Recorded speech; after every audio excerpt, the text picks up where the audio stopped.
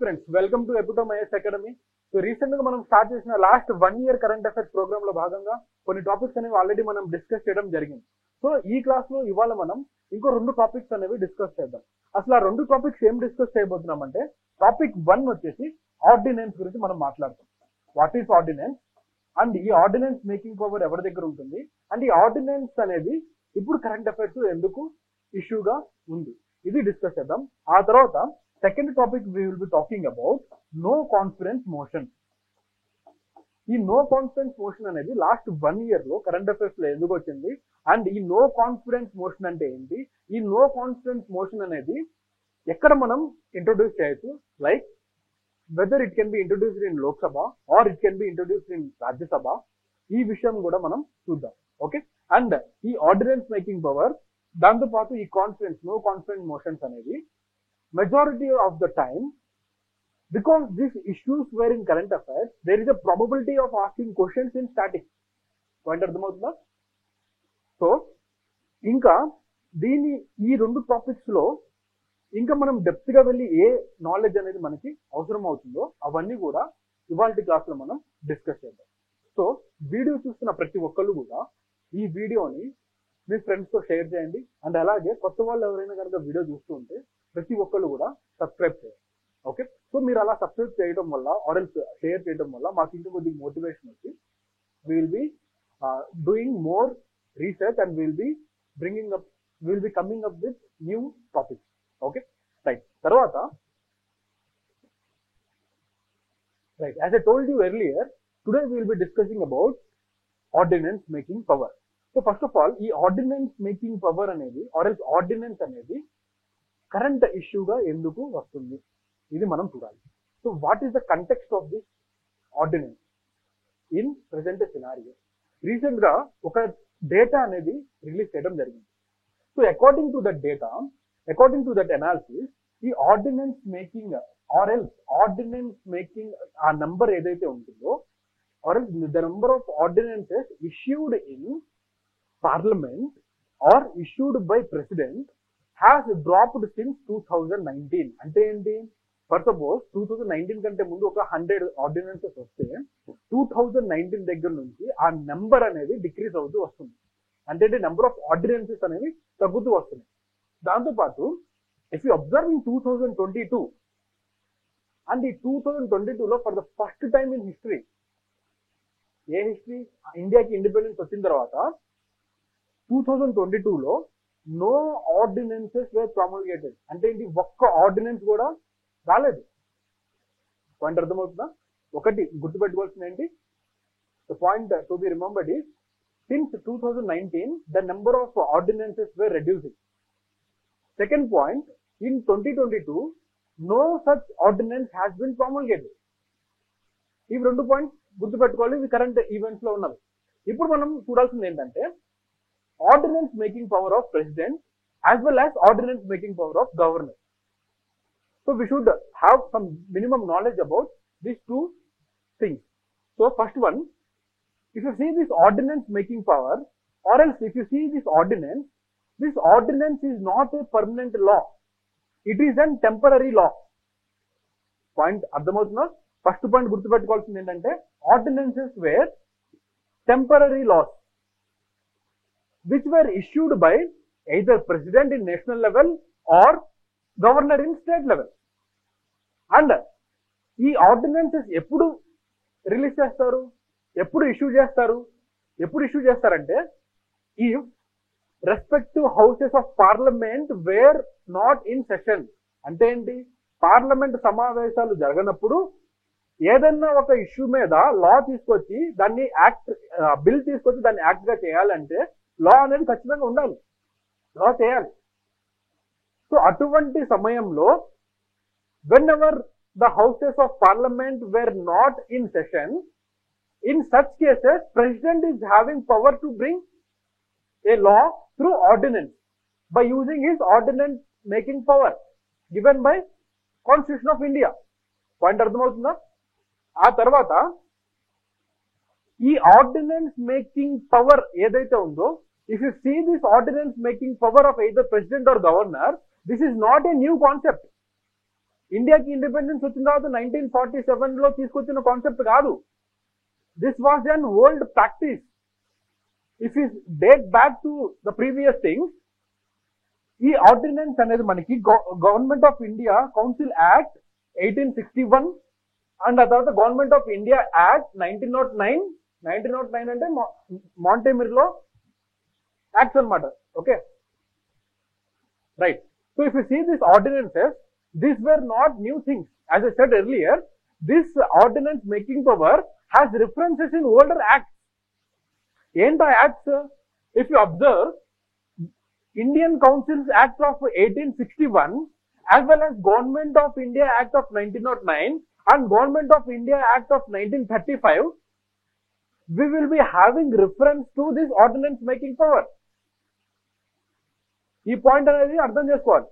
తర్వాత if you see Indian Constitution law, we were talking about president is having ordinance making power as well as governor is also having ordinance making power.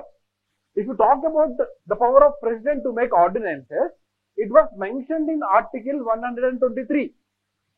If you see about governor's power to make ordinances, it was mentioned in Article 213. ఇవి రెండు కూడా చాలా important. ఎందుకు? Article 123 talks about ordinance making power of president. Article 213 talks about ordinance making power of governor. So these 2 points should be noted. దాని తర్వాత if you observe the force or if you observe the nature or if you observe the ruling of this ordinance, it is having the same effect as the normal laws made by parliament or legislative assembly. Point అర్థమవుతుందా? అదే ఇక్కడ point చెప్తుంది, the same force and effect as an act of legislature. ఇది point number 2. Point number 3, this ordinance ceases to operate at expiration of 6 weeks from the date when the next session starts. అంటే ఏంటి? Usually ఈ ordinances ఎప్పుడు తీసుకొస్తారు? Whenever the sessions were not happening in parliament or in assembly. In such times this ordinances will be promulgated. But this ordinances will be having some expiry date. ఎప్పటి వరకు expiry date ఉంటుంది? For suppose if the assembly is starting today, ఇవాళ start అవుతే కనుక start అయిన దగ్గర నుంచి 6 weeks వరకు టైం ఉంటుంది. So with in this 6 weeks దీని యొక్క టైం అనేది ఉంటుంది. 6 weeks దాటితే ఆటోమేటిక్ గా ఈ ఆర్డినెన్స్ అనేది ఎక్స్పైర్ అయిపోతుంది. ఇప్పుడు కొన్ని స్టేట్స్ లో మనకి బై క్యామరల్ ఉంటుంది. అంటే ఏంటి? లెజిస్లేటివ్ అసెంబ్లీ ఉంటుంది, కౌన్సిల్ ఉంటుంది. ఇండియన్ పార్లమెంట్ కనుక మాట్లాడితే లోక్సభ ఉంటుంది, రాజ్యసభ ఉంటుంది. If Lok Sabha is starting on 1st May for suppose and Rajya Sabha is starting on 20th May, ఇప్పుడు ఏ డేట్ మనం కన్సిడర్ చేయాలి? అంటే we should consider the house which is starting later. అంటే ఏంటి? ఫస్ట్ లోక్సభ స్టార్ట్ అయింది సెషన్, తర్వాత రాజ్యసభ స్టార్ట్ అయింది కాబట్టి తర్వాత స్టార్ట్ అయిన రాజ్యసభ టైమింగ్ డేట్ నోట్ చేసుకొని అక్కడ నుంచి 6 weeks వరకు మనకి ఇది ఎక్స్పైర్ అవ్వదు. 6 weeks తర్వాత ఇది ఆటోమేటిక్గా ఎక్స్పైర్ అవుతుంది. పాయింట్ అర్థమైందా? అది. ఆ తర్వాత ఇందాక నేను చెప్పినట్టు if 2 houses start their session on different dates, the later of the date will be considered. Different dates లో స్టార్ట్ అయితే కనుక తర్వాత ఏదైతే డేట్ లో స్టార్ట్ అయిందో అక్కడ నుంచి 6 weeks వరకు it is having expiry date. తర్వాత ఈ ఆర్డినెన్సెస్ ఏవైతే ఉంటాయో 6 weeks దాటిన తర్వాత automatically they will be lapsing. So what happens if they are not lapsing? అంటే ఏంటి? ఒకవేళ అది ఆటోమేటిక్గా ల్యాప్స్ అవ్వట్లేదు అనుకోండి, అంటే ఏంటి?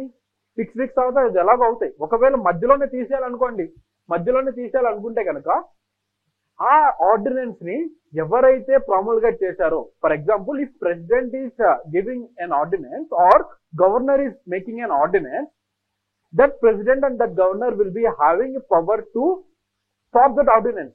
దాన్ని ల్యాప్స్ చేయొచ్చు. ఓకే, ఆ పవర్ ఎవరి దగ్గర ఉంటుంది? ప్రెసిడెంట్ అండ్ గవర్నర్ దగ్గర ఉంటుంది. ఇప్పుడు ఒకవేళ ఆయన విత్డ్రా చేసుకుంటే పవర్ ఆయన దగ్గర ఉంటుంది, విత్డ్రా చేసుకోవచ్చు. ఇంకోటి, if house is disapproving it, అంటే ఏంటి?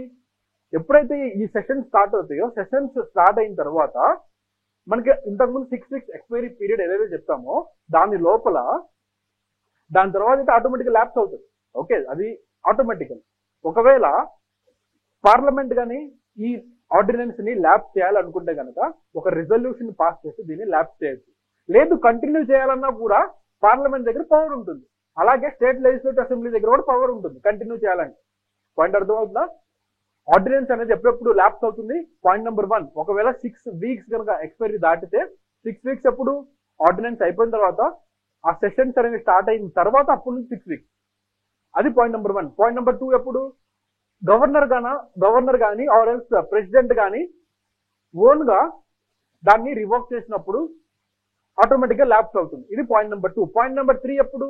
Point number 3 will be if the house is deciding, if parliament or legislative assembly is deciding to dissolve this ordinance, then it is having power to dissolve it. ఒకవేళ continue చేయాలనుకున్నా కన్నా parliament దగ్గర power ఉంటుంది. Parliament will be having to make it continue. తర్వాత ordinances ఏ matters లో issue చేయొచ్చు. Ordinances were issued in every matter where parliament is having power to issue or to make laws. అంటే ఏంటి? పార్లమెంట్ చేతుల్లో ఏ issues మీద power ఉంటుంది? మనం 3 లిస్ట్ చదువుతాం: union list, state list, concurrent list. If you talking about union list, all the subjects which were in union list can be done by parliament. దాని మీద loss అనేవి can be done by parliament. What about state list? All the issues or subjects which were there in state list will be coming under state legislative assembly. State legislative assembly can make laws. And concurrent list, both state government as well as parliament can make combined laws. కానీ ఇక్కడ ఒక point గుర్తుపెట్టుకోవాలి. ఏంటి? Even though state government or state legislative assembly is having authority to make loss on state list, if union government is willing to make law on state list, ఈ 2 loss లో union government లా ఏదైతే ఉంటుందో it will be prevailing. Point అర్థమవుతుందా? అంటే ఏంటి? Indirect గా parliament can make laws in union list. ఒకవేళ state list లో చేసినా కానీ స్టేట్ లిస్ట్ లో యూనియన్ గవర్నమెంట్ చేసింది ఇట్ విల్ బి ప్రివైలింగ్. మూడోది, కన్కరెంట్ లిస్ట్ లో కూడా పార్లమెంట్ చేయొచ్చు. ఒకవేళ స్టేట్ గవర్నమెంట్ పార్లమెంట్ 2 కూడా ఒకే దాంట్లో లాస్ చేస్తే కనుక పార్లమెంట్ చేసిన లా అనేది ప్రివైల్ అవుతుంది. పాయింట్ అర్థమవుతుందా? అలాగే ఈ ఆర్డినెన్స్ మేకింగ్ పవర్ లో కూడా ఈ ఆర్డినెన్స్ కూడా పార్లమెంట్ ఏ ఇష్యూస్ లో అయితే లాస్ చేయొచ్చో అదే ఇష్యూస్ లో ఆర్డినెన్సెస్ కూడా పెట్టవచ్చు. Point number 3. తర్వాత, however, governor of the state cannot make ordinance without the reference of president in following cases. అంటే ఏంటి? There are certain cases where governor has to take permission from president. ఎందుకంటే కొన్ని cases లో ఇంతకుముందు normal loss కనుక మనం చూస్తే, ఈ ఆర్డినెన్స్ పక్కన పెట్టండి, స్టేట్ గవర్నమెంట్ లాస్ కొన్ని కనుక చేస్తే, ఈ స్టేట్ గవర్నమెంట్ లాస్ చేయాలి అంటే కనుక కొన్ని కండిషన్స్ లో ప్రెసిడెంట్ యొక్క పర్మిషన్ అవసరం. సేమ్ వే ఆర్డినెన్సెస్ లో కూడా సేమ్ అదే. ఇక్కడ bills containing similar provisions would have required the prior sanctions of president for introduction in assembly. అంటే ఏంటి? నేను చెప్పినట్టు, if there is any provision that provision should be taken permission from president, such things should be done in ordinances. Point అర్థమవుతుందా? తర్వాత, if governor would have deemed it necessary to reserve a bill containing similar provisions for consideration of president. అంటే general గా normal గా governor ఒకవేళ if is deciding that president యొక్క consent తీసుకోవాలని చెప్పి ఎలా అయితే నార్మల్ లాస్ లో డిసైడ్ అవుతారో, ఈ ఆర్డినెన్సెస్ లో కూడా డిసైడ్ అవుతారు. తర్వాత, if an act of state legislator containing the same provisions would have been invalid without receiving the president assent. ఇలా మనం మాట్లాడుకున్నట్టు, ఒకవేళ స్టేట్ గవర్నమెంట్ కనుక కొన్ని లాస్ చేయాలి అంటే ఆ లాస్ అనేది ప్రెసిడెంట్ యొక్క పర్మిషన్ తీసుకోవాలి అని ఒక ప్రొవిజన్ ఉంటే కనుక అలాంటి ప్రొవిజన్స్ కి ఆర్డినెన్సెస్ కూడా పర్మిషన్ తీసుకోవాలి. ఒకవేళ పర్మిషన్ తీసుకోకపోతే అది ఇన్వాలిడ్ అవుతుంది. Okay, right. Next topic is no confidence motion. Okay, ఈ నో కాన్ఫిడెన్స్ మోషన్ కనుక ఒకసారి గమనిస్తే, ఈ కంటెక్స్ట్ కనుక ఒకసారి చూస్తే, వై ఇన్ న్యూస్ అనేది ఇక్కడ union government face a no confidence motion in monsoon sessions of the parliament. అంటే ఏంటి? రీసెంట్ గా జరిగిన మాన్సూన్ సెషన్స్ లో, ఈ మాన్సూన్ సెషన్ లో ఏమైందంటే నో కాన్ఫిడెన్స్ మోషన్ అనేది ఫేస్ చేయడం జరిగింది. ఎవరు? గవర్నమెంట్ అనేది. ఓకే, అసలు ఈ నో కాన్ఫిడెన్స్ మోషన్ అంటే ఏంటి, నో కాన్ఫిడెన్స్ మోషన్ ఫేస్ చేయడం అంటే ఏంటి, ఇవన్నీ మనం తెలుసుకుందాం. జనరల్ గా ఇక్కడ కనుక ఈ న్యూస్ లో వచ్చింది గమనిస్తే, it is saying that monsoon sessions అని చెప్పి ఒక టర్మ్ ఉంది. ఇక్కడ మాన్సూన్ సెషన్స్ అని ఎప్పుడైతే మనం మాట్లాడుతున్నామో మనకు గుర్తుండాల్సిన విషయాలు ఏంటి? Point number 1, how many sessions do we have? ఎన్ని సెషన్స్ జరుగుతాయి అమ్మ పార్లమెంట్ లో? ఇన్ జనరల్ గా కాన్స్టిట్యూషన్ అయితే 2 సెషన్స్ గురించి మాట్లాడడం జరిగింది. అదే మన రియల్ ప్రాక్టీస్ లో మనకి 3 సెషన్స్ జరుగుతాయి. ఏంటవి? నెంబర్ 1, ఏంటి ఆ సెషన్స్? ఎన్ని సెషన్స్ జరుగుతాయి? 1 budget session, 2 monsoon session, 3 winter session. Okay, ఈ 3 సెషన్స్ కూడా మనకి పార్లమెంట్ లో జరుగుతూ ఉంటాయి. ఈ బడ్జెట్ సెషన్స్ మోస్ట్లీ మనకి ఫిబ్రవరిలో జరుగుతాయి. జనవరి ఎండింగ్, ఫిబ్రవరి స్టార్టింగ్ లో జరుగుతాయి బడ్జెట్ సెషన్స్. తర్వాత మాన్సూన్ సెషన్స్ అనేవి మనకి జూన్ జూలైలో జరుగుతాయి. జూన్ జూలై ఆగస్ట్ వరకు జరుగుతాయి. ఆ తర్వాత ఈ వింటర్ సెషన్స్ ఏవైతే ఉంటాయో నవంబర్ డిసెంబర్ టైంలో జరుగుతాయి. పాయింట్ అర్థమవుతుందా? సో ప్రతి ఇయర్ కూడా మనకి 3 సెషన్స్ జరుగుతాయి. బట్ కాన్స్టిట్యూషన్ లో మనకి 2 సెషన్స్ గురించి మాట్లాడతారు. తర్వాత ఈ నో కాన్ఫిడెన్స్ మోషన్ గురించి చూస్తే, what is no confidence motion?